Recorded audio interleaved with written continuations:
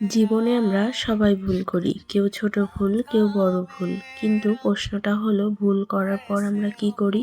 অনেকে ভুল করলে ভেঙে পড়ে, নিজেকে দোষ দেয় আর হাল ছেড়ে দেয়। কিন্তু বাস্তবতা হলো ভুল মানেই শেষ নয়, ভুল মানেই শেখার নতুন সুযোগ। একটা জিনিস লক্ষ্য করে দেখবে, আজ যারা সফল জীবনে ভুলের সংখ্যা সবচেয়ে বেশি। কারণ তারা ভুল থেকে পালায়নি, ভুলকে শিক্ষক বানিয়েছে।